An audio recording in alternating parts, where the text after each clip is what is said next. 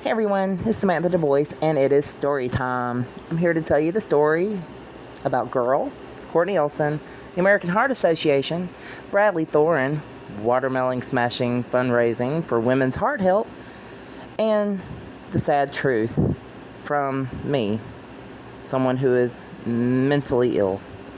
And I want to remind you that you can be mentally ill and your truth is still valid. So before we go down this journey, I just want to give a few disclaimers. One, this is not a response to Courtney Olson. I want to make that clear.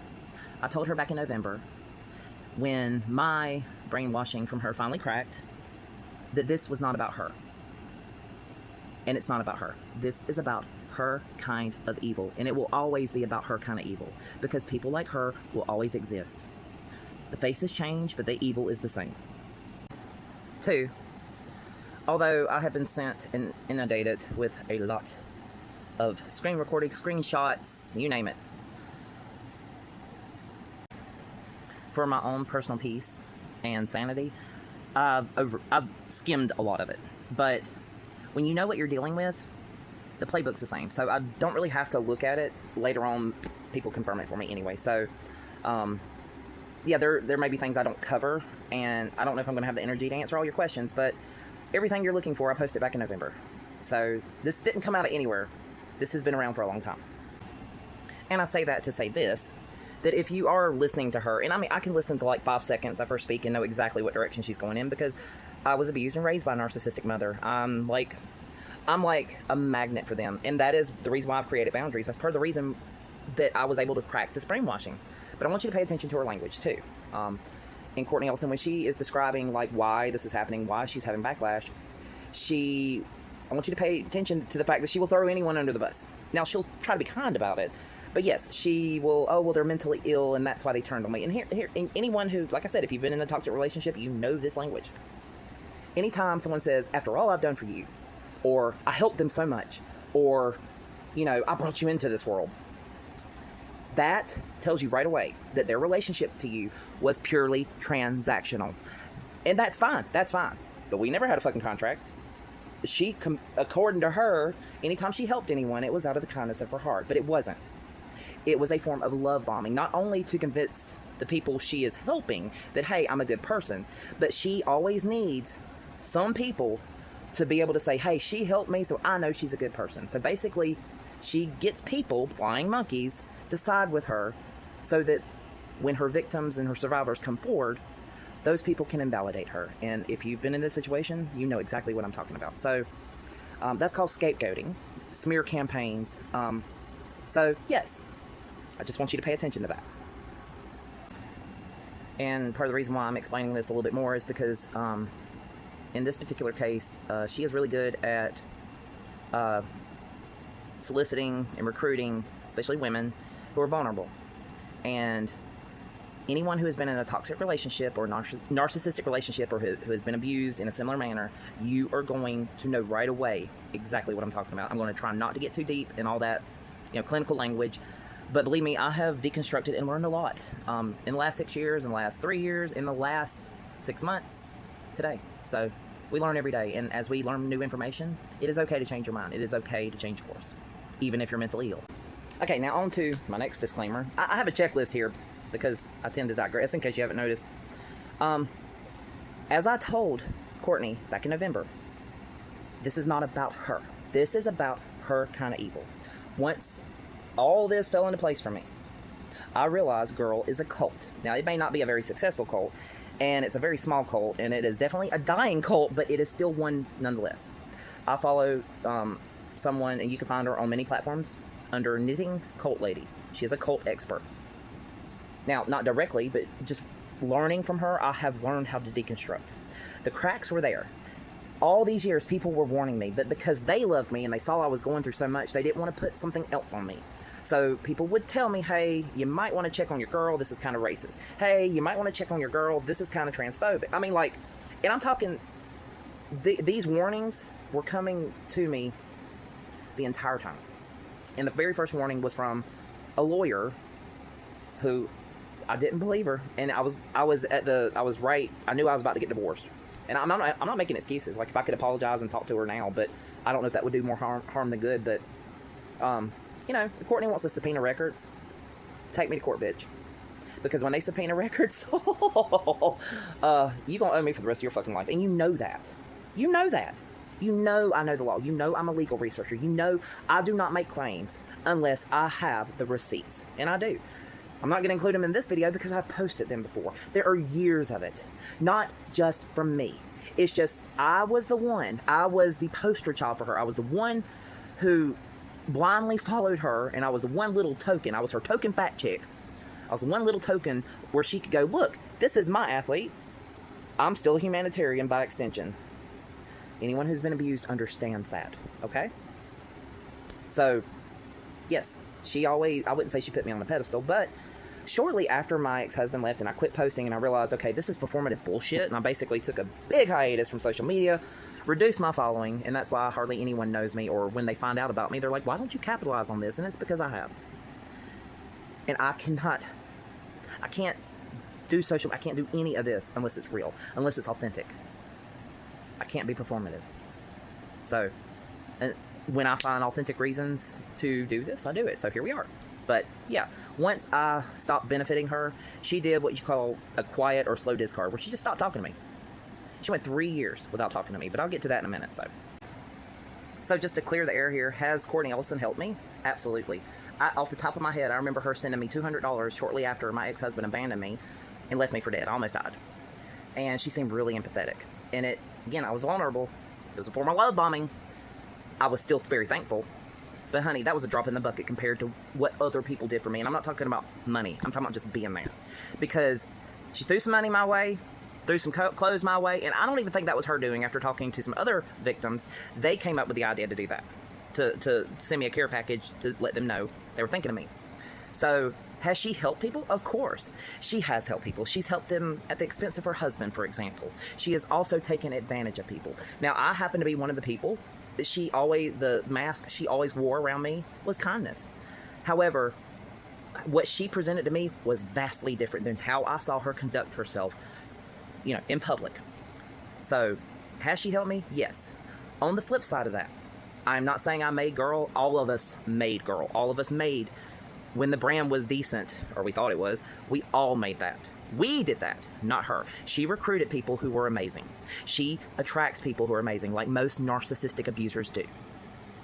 And she basically rode off of our greatness. She took advantage of our vulnerability. She capitalized on our ability to overcome that adversity. And then she slapped her fucking label on it. But it was not her. It was us. I want to make that very fucking clear, too. So has she helped people? Yes. But so has abusive parents. Have you ever been abused by a parent? They help you. They keep you alive. Are you thankful for their abuse? I don't care what amount of help someone extends someone. The moment they dehumanize anyone or abuse anyone, even if it's not you, it is a transactional thing. It is for public appearances only. That is very important here, okay? Okay, I'm getting too deep into the clinical explanations here, but to me it's important, and I'm putting this on YouTube for a reason. My point is that for every person she has claimed to help, I promise, she has benefited or used them or abused them tenfold. Her help, just like an abuser, after they abuse you, they cuss you out, they, you know, physically abuse you, what have you, they'll go and buy you a bunch of things and everything. It's a cycle of abuse. It's to keep you in that cycle of abuse. It's to keep you confused. Think Donald Trump, okay? So, yes, she has helped people, but it is transactional. It is so she can say, look at all this help, look at all these things I've done for people, and I've helped them, and they just turn on me. Does that not sound like familiar language?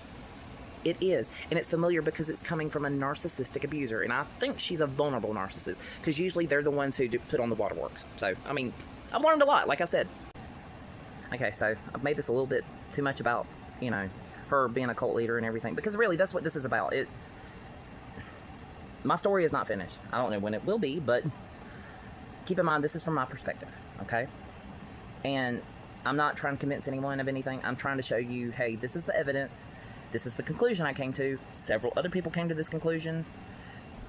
She tried to push her way back into something to make herself relevant, and other people found out about her, you know, who she really is, and I'm just here to kind of bridge gaps, because there is a lot of confusion, and I do have the receipts, but again, I've already posted them, I've already been through this, It cost me a lot.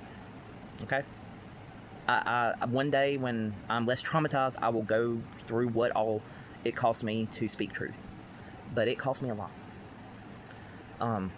It cost me more personally than I can even express. And it's just because when I finally broke free from her and realized what she was, it was devastating. It was devastating. So, again,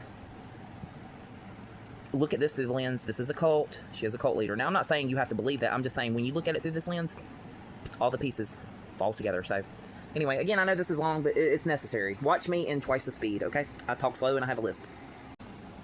Okay, so how did we get to this point? All right, it is, what, 2026? All right. Now that I kind of gave you a history of Grrrl and the fact there were always red flags, this wasn't something that suddenly happened. And again, the bitch wants to take me to court. We can subpoena those records. For your information, before I went scorched earth on you, after I collected all the evidence, I screen recorded our entire conversation from the moment you contacted me. I'm talking about almost a decade of it. So, do your worst, bitch. I will look it up and I will prove you wrong. Okay, but anyway, this is not a response, so let's back down. All right, so the last few years, when I moved back near my family, was a big fucking mistake. Now, I went through my own personal adversity. I reached out to her, I cannot tell you how many fucking times, because I thought she was my friend. So I reached out to her, but then again, I'm very used to, people, whether it's because they're going through their own shit, they can't deal with my bullshit too, or they're just, they don't give a fuck. Either, that's not what's important. I understand if someone's overwhelmed, they can't take all my shit too. So and not to mention, I was constantly getting notifications of her going live on Facebook, and every time I would click on it, it was her crying about some shit. Usually about her not having money, and I know I cry about not having money too, but usually when I do videos or I describe things, I'm showing you my trailer park that ain't got no fucking power. She is live streaming from like some, beautiful destination in Australia. Come the fuck on. I'd say 3 years. I mean, it could be more or less. I really don't remember. I'd have to go back and look. Approximations. I was going through a lot of shit, and I had a pending court date. And I just, for the record, anytime I've ever been to court, I prevail. But it's still very fucking stressful. I know law. I know how to do it, but it's still stressful, no matter what. So I was kind of freaking out. I always post about these things, mostly on Facebook, and that's because it's like my personal diary, but also it protects me. Facebook is a public forum, so if someone, for example, is threatening my life, I post their name and the exact threats and where they're located, and I even tag the sheriff's department. And it's not because I'm like, I think they're going to protect me. It's because if I do end up losing my life, they know where to look, okay? But anyway, and the day before a court hearing, a very stressful one, another woman contacted me to basically tell me, hey, look, the way you're describing your narcissistic mother, because it was a court hearing to get a restraining order against my own mother. Yeah, it's been rough because I haven't, and I even had to enforce it and have her arrested. Yeah, anyway, stressful. So I really wasn't in the mood to, I wasn't in the mindset to hear anything negative or like any kind of criticism. And this person, and I understand their passion now, but at the time, I really did not know what was going on. I didn't know if they were mad at me, so I blocked them. But they were trying to warn me that Courtney Olson was a narcissist abuser, just like my mother. And looking back, I'm like, oh my God, I understand what exactly she was trying to help me, because at that point in recent times, I had been tagging her. I was still tagging her in things. I was still trying to promote her brand because I was so caught up in my own bullshit. I did not pay attention to how far down to hell she went. So, but it made sense because I remember tagging her in so many things, and people in especially MAGA content, or arguing with them, and they would be confused because they're like, well, Courtney Olson is MAGA. I'm like, no, she's not. No, she's not. But I would message her and ask her like, hey, you going to address this? Nothing. Never said a word to me. So it was about 3 years. Not a peep. Not a word. And then when this woman pops up, warns me about her, I inform, as I have done for several years. I send Courtney all the screenshots, and I'm like, hey, look, I don't know what's going on here, but one, you need to treat her with compassion because, we don't need, do not vilify people with mental illnesses because I have them, and what she has is very similar to what I'm being treated for. I don't have a diagnosis, though. I made sure not to get any diagnosis because I didn't want bigoted assholes to use it against me or put it on a fucking register later. Do you understand? So subpoena that. Okay, anyway, not a response, Sam. So I contacted Courtney. I sent all this to her, and after years of just not even fucking checking my messages, and I have all this documented, screen recorded, suddenly she feels like this is urgent enough to respond. So she responds, and I'll be honest, I was very surprised she responded, because I'm like, and I gave her the benefit of the doubt. She wasn't responding, or she was ignoring me because she was going through her own shit. Because, yeah, I would constantly get notifications on her, on Facebook, going live, and it was always her crying about not being able to feed herself. And my thought was, aren't you married? I mean, not that I expect, because I've been there, but it was just, things were not adding up, you know. But eventually it got so overwhelming, I had to, like, turn off my notifications for her. And that's why I checked out. But I still trusted her. And that's where I went wrong. And I'll never do that again. I will never promote a brand again. I might say, hey, this is a great person. I will never make that mistake again. But anyway, so I did find it odd that after years of not even checking my messages, as soon as I met this woman who contacted me about all this, she is suddenly interested. However, again, I was vulnerable. I had my court hearing the next day, and it was just nice after years to finally hear from my sponsor who claimed to be my friend. So I just took in the positivity and didn't think anything else of it. Okay? So keep in mind, you know, I am a record-holding international athlete. That's great and all. Even going into all this, I never saw myself as being that. I wanted to achieve those numbers or those standards, but I never cared if people knew who the fuck I was. As a matter of fact, I have a fear of being perceived. That's a whole nother, like, ADHD, autism thing. Anyway, so fast forward to November of 2025, okay? November 2025. We're almost in June. You do the math. Was that, like, 7 or 8 months? Okay, so all this, my break from her, took place way before now. Let's just keep that in mind, because I love how, you know, timelines are getting manipulated to fit a narrative. But, you know, again, subpoena my records. One thing I learned, the first thing I learned in law, is that the truth is your absolute defense. So, yeah. Anyway, I won't get into that. So at this point, I don't know, maybe a year and a half, 2 years go by. I don't give Courtney Olson another thought, just because, like I said, I'm dealing with my own shit. I'm trying to survive. And again, because I have best friends, I don't get to talk to them every day. But it's like, I know if they need me, they'll come to me. And anytime I need them, they will respond. However, because I was raised by an abusive narcissist, I still have that fawn response where I'm like, if someone is ignoring me, if I really care about them, I will make excuses for them. Like, oh, well, they're ignoring me because they're going through it too. They can't handle it. No. I know the difference now. But anyway, and I would say, because I don't compete anymore, again, that goes back to, like, object permanence and I focus on what's going on in front of me. I have to. I will get overwhelmed otherwise. So if I'm trying to survive, I'm not paying attention who fucking wins any damn thing. I mean, I will applaud them if I happen to come across it, but, well, suddenly, a lot of my friends start telling me, your girl is being transphobic. Your girl is, you know, and I'm like, what? You know, but this was not just one person. This was several people. I was being tagged, and I was being sent private messages, and I'm just like, okay, well, let me at least check this out. So, because I'm a legal researcher and I dig deep, I started, you know, seeing, okay, well, because what I would tell people, anytime someone wants me to see a post or anything, I'm like, tag me in it. So people started tagging me in posts that she was making or things that she was liking. And before I even contacted her, before I contact or confront anyone, I'll put it to you this way, I already have the evidence. I already know the answer. Me confronting you is kind of like my little, like, by the way, you know. So if I ever confront you and I say, hey, did you do XYZ? Just know I already know you did it. I have the receipts. You're done. So the best thing you can do is admit it, and we can go from there. I can work with the truth. I cannot work with manipulation and lies. So in these posts that she's being tagged in, because I also value transparency, I want people to see my efforts.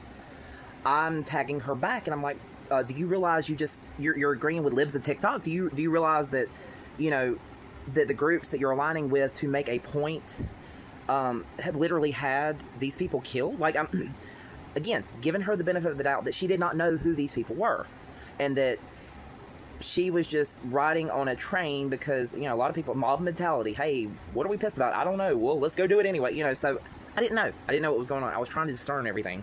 But as I discern things, I take screenshots, because I also know once people become aware that I can see all this shit, they start covering their tracks. Well, I get evidence before they can do that. So just keep that in mind.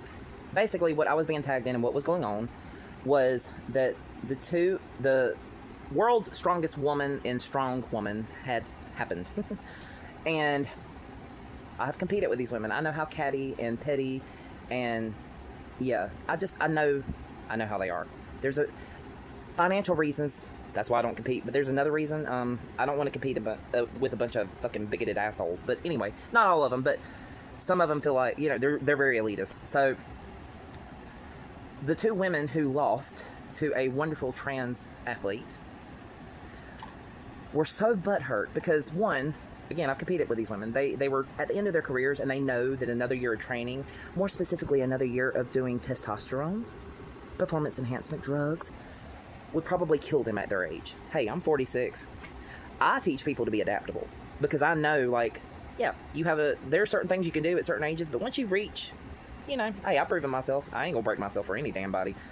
But I digress. Anyway, so they're butthurt because they know that their chances of ever getting on that top podium were gone. Their careers were going to end on a low note.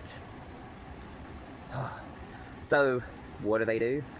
I lost to a biological man was the first headline I saw, with Courtney Olsen all over it, supporting these two athletes because she had hitched her wagon onto these two athletes to save her fucking brand. And these two athletes happened to be transphobic bad people. So, one is American, the other one is British. Now, so I didn't let into the British one. Trust me, I made some good arguments with her. Because my first argument in any of this, and I've always made this argument, we already have protocols to make things fair. You test testosterone levels, okay? It has nothing to do with what gender you are. If your testosterone level is within a certain range, you compete with the men. If it's within a lower range, you compete with the women. So my suggestion to make everything fair is test everyone, and wherever they fall, that's where they compete, regardless of gender. And the reason why I say that is because I know how much drugs these women use. These women are basically transforming themselves into using the same protocols a trans woman would use to transition into a man, but they're doing it for sport. So to them, that's fine. But if someone does it because it's who the fuck they are, no, I can't do that. Because I know that in order for the trans athlete who won, because I've seen her, I've spoke with her, to be who she is, I know if you were to put it all on a lab panel, she would have way less testosterone than the people she beat. Okay? Now that's the scientific logic behind it. However, the humanitarian logic about, don't exclude fucking people. I mean, what the fuck? Okay, calm down, son. So, needless to say, I was pissed about this epiphany. So, after basically doing everything I can to contact her, to talk to her, to find, because in science, what we do, and other nerds will know this, when you have a hypothesis, you don't try to prove it right. You first test the anti-hypothesis or the negative, whatever. You try to prove it wrong, because usually you can prove something wrong faster, and if you prove it wrong, you don't waste any more time. I did the opposite. I did everything I could to try to validate her, to try to explain why suddenly I became aware, or why, she is now a transphobic fascist. So, once I went public, after, again, a year or two of not speaking to me or even checking my messages, she suddenly feels like it's urgent enough to respond. And, yeah, she's very sympathetic. She's very apologetic. I'm sorry I didn't ship your clothes. I'm like, what the fuck are you... I had asked her for clothes maybe a couple months before, and it was during the court hearing thing. It was shortly, maybe it wasn't a couple months. I don't know. Again, that's all. But, she never checked it. She only checked it the day that I called her out. She only checked my messages the day I called her out. So she knows this has nothing to do with... she told me a long time ago, she was having shipping issues or whatever. Again, it's bullshit now, but I trusted her. So I didn't care, but the only reason why I ever asked her for clothes or any merchandise was so I could advertise for her. I was trying to get a vendor booth set up in the gym I managed. Completely ignored me. Because, manipulating the masses and, making sure she still has a cult following is more important. So, yeah, I like I said, I was very loyal to the brand. I tried. And at the end of all that, because I didn't let up, and again, I recorded all this shit. Am I going to post it publicly? No. If she ever wants to try to sue me, hey, it'll be a public record at that point, and then you can look it up yourself. Will I show it to victims and her survivors when I get a chance and when I get time? I sure will. I'll do that in private. Because their suffering is not for public observation. it's anything I have for them is for their healing and validation. So I don't feel the need to publicly prove my, especially when I posted all this back in November of 2025. Long story short, which that's not at all what I've done here, but still, I spent, I would say, about a week trying frantically to contact Courtney Olson because I wanted so much to believe she had no idea that she was aligning herself with transphobic fascists. A part of me kind of hates myself for being that naive, but another part of me is like, I'm glad that I still see the good in people. Anyway, and subpoena that too, because I screenshot all that too, because I cover my ass. I wanted to make sure that I did my due diligence to privately discuss this topic with her before I went public. And the last message I sent her before I posted it on my page, and keep in mind, I've reduced my following. I honestly did. I thought maybe 10 people would see it. You know, her survivors, because that is who I fucking care about.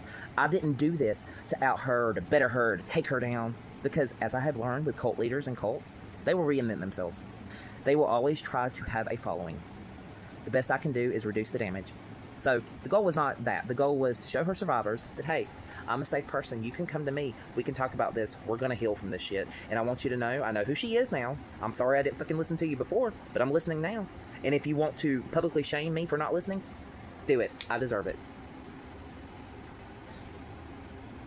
And all of them loved me through it any fucking way.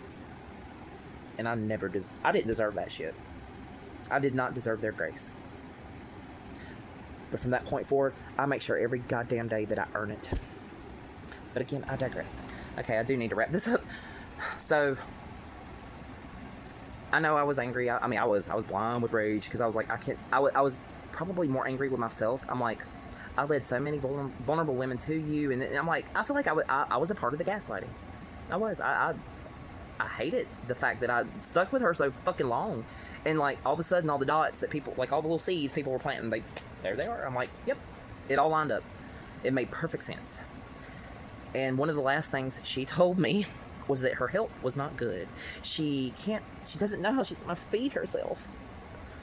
And, you know, the same shit she says on her lives. And she needs time to look into everything and figure everything out. And, you know, she's not sure. She was saying that she's too sick and unwell to know that she was aligning with fascism. So the last message I sent her is, look, for real, if you are so sick that you align yourself with fascism, it is time to liquidate your brand, pay off your debt, get a real job, get the fuck off social media, heal, and figure out why the fuck you decided to align with fascists and become a transphobe. Because you're doing more harm than good by being here. And maybe now some of the videos I made back then will make a little more sense to you, but that's the last time I spoke to her. Then, of course, she went on a smear campaign. I'm mentally ill, so of course that's why I did what I did. And the beautiful thing about being a law nerd is that I don't really say much. I post other people's words and let everyone else make up their own mind, because I also know that when you're in a cult, or when you're loyal to someone, when you're being manipulated by them, and I don't vilify victims of abusers, no matter what they do. And I mean, you still have to be held accountable for the damage you do to others too. Hello. But I understand that transition. I understand how fucking long it takes to realize, shit, I'm a bad guy, you know. So I know how long that fucking takes. And here's the thing, I want a lesson too, especially to white people. You never stop deconstructing. You'll never stop coming across these things, these people, you'll be like, why the fuck did I do that? Why was I with him? Why did I take that abuse so long? And it's because you're a good person and you want to believe in the good in people. And I'm not saying I'm a good person. I'm saying that I'm authentic, I'm honest. And if someone says that I'm the devil, they're right. Because I reflected onto them what they showed me. And the same goes for if they say I'm a saint. If they say I'm a saint, it's because they were 3 times the saint to me. I give what I get. So, let me wrap this up. With that said, we'll bring us up to current date. So, of course, I'm a big fan of Bradley Thorin. and because I have so much going on, which is good. I mean, it's like a good kind of busy, but I've been keeping up with the conversation about this fundraiser with the American Heart Association, and then I saw watermelon smashing with thighs was mentioned. I was excited, but like the rest of our survivors, I immediately thought, oh fuck, because one, I know Bradley Thorne has quite a following, that he did not ask for, and I know that sounds crazy, but I understand that. But anyway, and my second thought was, it will go viral, it will do well, and that bitch is going to find out it has to do with watermelon smashing with your thighs, and she is going to do exactly what she has done, which is try to center herself, get mad, whatever. I mean, it's kind of like there's 5 options a narcissist will take whenever they feel entitled to something, even if it's raising money for women's heart health. It's going to be one of them. So I knew she was going to do something like this. All of us did. When I say all of us, I'm talking about either the people who saw her. Sorry, my dog is getting. Either the people who, finally saw her, or the people who, survived her. And I watched, and it sucks because you want to celebrate something like that. You want to get involved in something like that. But then you also also in the back of your head, you're thinking, well, the fascist is probably going to try to do something in this too. So I waited to see how it did. I was maybe going to participate in the tail end of it, be a little bitty tiny grain of sand, just so I know I did something, And then Bradley Thorne made this post again. I have it, but I don't feel the need to post it, and it basically just said that he said this is about the fundraiser. I'm not going to platform someone that I know has hurt other people, or whatever. I mean, I'm paraphrasing. In other words, he's just saying, look, if I'm not totally if I don't know you, I'm not going to tag you, and I have that policy too. I don't let people tag me. I mean, they try, and if it gets by, it's just because I didn't put up the right protocols. But yeah, I'm just saying I get that boundary, and it was a general statement. But as soon as he posted it, I knew exactly who the fuck he was talking about. And if you've ever been abused, if you've ever been slighted by someone, you know what I'm talking about. You know the moment that someone else gets hurt by them and they describe it and it's vague and you're like, I know who you're talking about. So at that point, I was like, okay. I saw his post, but not just him. Even before that, I had other survivors coming to me like, what? She's going to try to do this shit, So I knew it was coming. And I posted that, and because he is a popular influencer, a lot of other people saw that, and not just other survivors, but other big influencers contacted me. I never reached out to them. I originally posted a link to where I explained all this in November, because I was like, I've already done this work, and it's not that I'm not willing to do it again. It's just I also did not want to center myself and make it like, oh, well, look what she did to me, because it did not have to do with me, but I felt like I had to warn others, hey, look. So I was pissed, and I'm like, look, this is a wonderful fundraiser, but just know when this bitch gets involved, she's grifting, or she's it's not. Basically, I just said, look at who she is, and I really didn't. But I also agree, I didn't want to detract from the fundraiser. So over the last, I'd say, week, I have been overwhelmed in a very good, positive way by huge influencers, which I hate saying that because I don't have idols. I don't have people I look up. I mean, I have people I look up to, obviously, but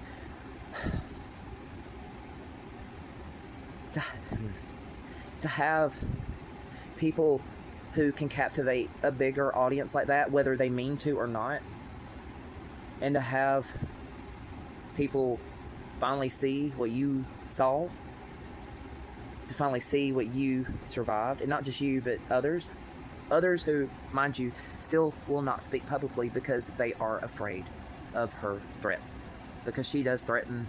I mean, she makes veiled threats all the time. But to have that validation for them, even if none of them ever call her out by name, and some of them have, some of them haven't, it's incredibly healing, and it gives me hope.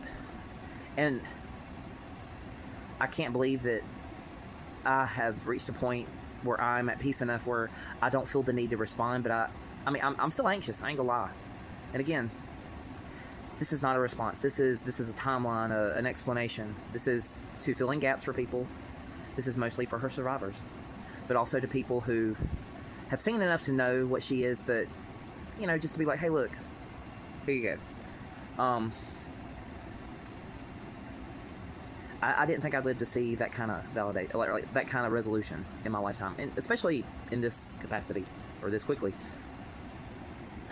But that's the story. So anyway, I'm sorry this is so long. It's necessary, and if you made it this far, I appreciate it.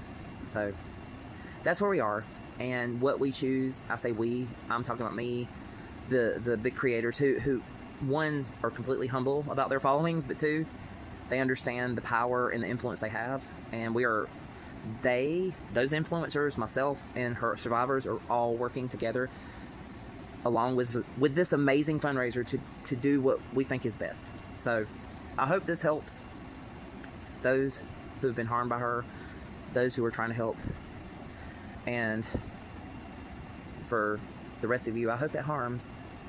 So anyway, thank you for listening.